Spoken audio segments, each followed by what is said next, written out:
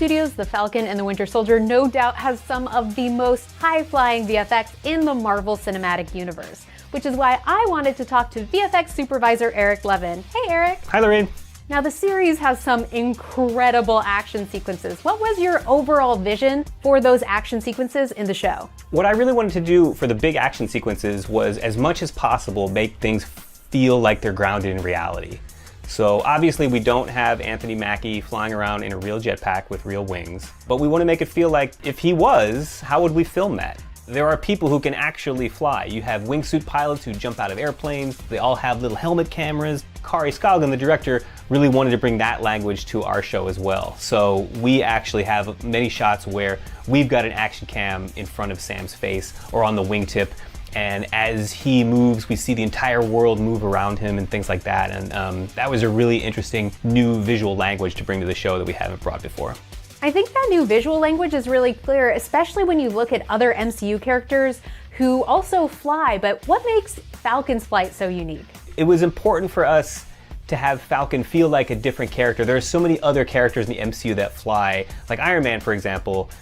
He flies, but he has a different center of gravity because his engines are in a different place than Falcon's.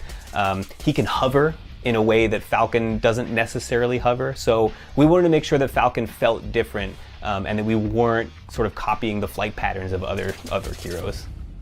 Well, let's talk about where we really see this happening in the show, which is that big opening sequence. It opens the show, so you're sort of dropped kind of right in the middle of it. Sam is kind of contracting with the Air Force. There's a terrorist organization out there that they think is going to kidnap an American Air Force plane. And so they're sending Sam in to go make contact with that plane, make sure everything's okay. They've lost contact with it. Then what he doesn't know is that these guys are expert wingsuit pilots, and they actually strap Captain Vasant to them and then jump out of the plane. So it was just sort of this amazing moment, like I didn't know they could do that. So now Sam has to chase after these wingsuit guys. So the first thing that we see is Sam in the airplane and then he drops out backwards. How did you create that shot? Yeah, that was a relatively straightforward shot. We've seen that sort of thing done before, so we wanted to make sure we put our stamp on it. Basically, he's in the real plane. There are pads below him. There's a blue screen surrounding the plane.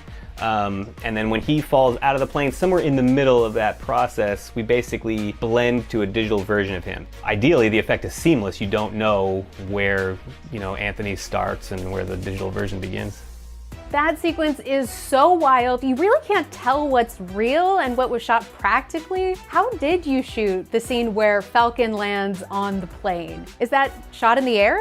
Not with a plane in the air, but with a plane on the ground. That was something that we previs that, so we saw like the sort of video game version of it where we had, Falcon kind of coming in and just sort of landing on the plane's cockpit. And we talked with the stunt coordinator and the riggers and figured out, I think we can do that for real. We're gonna be on an Air Force base.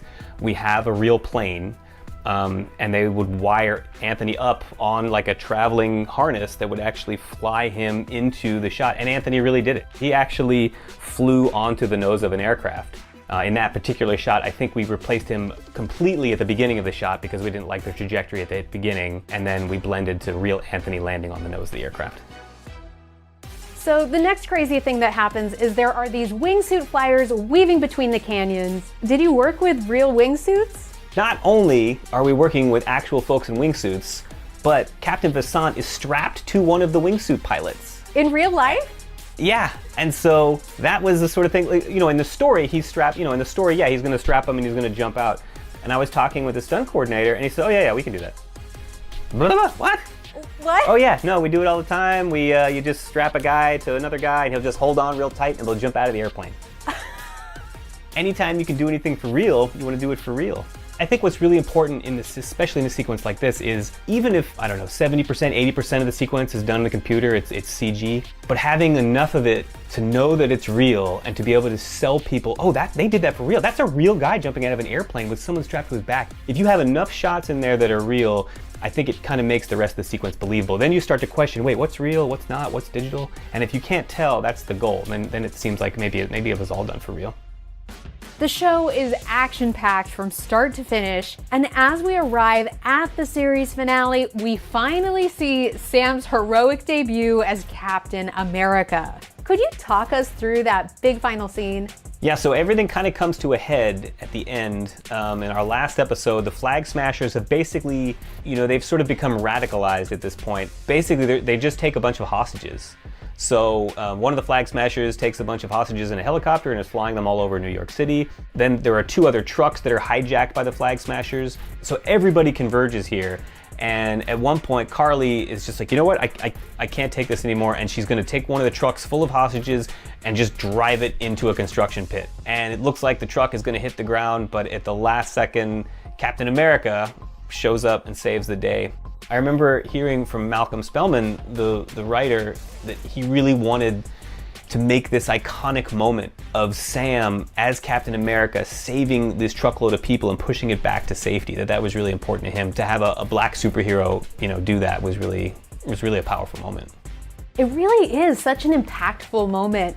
How were you able to bring it to life with VFX? It's sort of the same process. Again, it starts with the page. We'll start talking about, okay, let's look at some storyboards. What are the shots gonna look like? Are these wide shots? Are they tight shots? If they're tight shots, maybe we can do it on a blue screen stage. Can we get one of these trucks? Could we, get it in a way that Anthony Mackie can actually get his body into it and get the performance that we were looking for? And so special effects actually came in and rigged up one of these giant Bearcats in a way that Mackie could actually push against and pretend he was pushing it up. We start figuring out what can be done for real from all the other departments who say what they can do. The pit itself, for example, was shot over a, I think it was 3-story parking garage.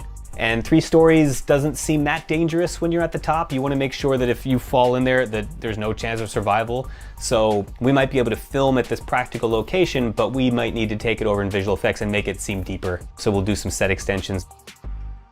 It's definitely an absolutely amazing moment in the show, but I'm curious, do you think there are any moments that people might have missed?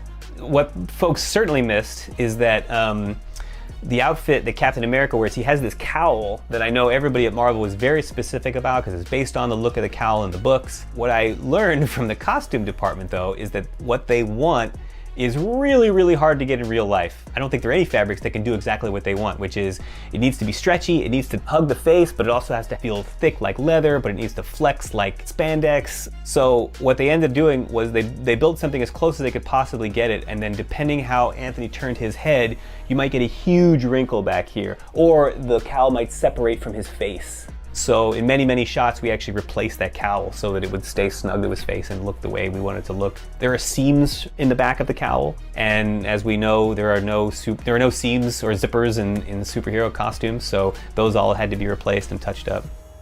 There are so many details that go into creating the VFX for a series like this, but what was your absolute favorite aspect of working on the series?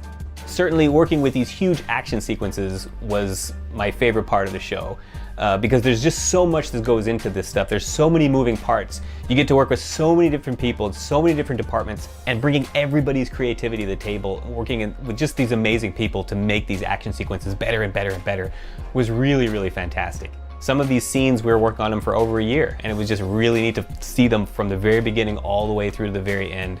Wow, Eric, it's been quite a ride. Thank you so much for talking to us. And everybody, be sure to go watch all episodes of Marvel Studios' The Falcon and the Winter Soldier, now streaming on Disney+.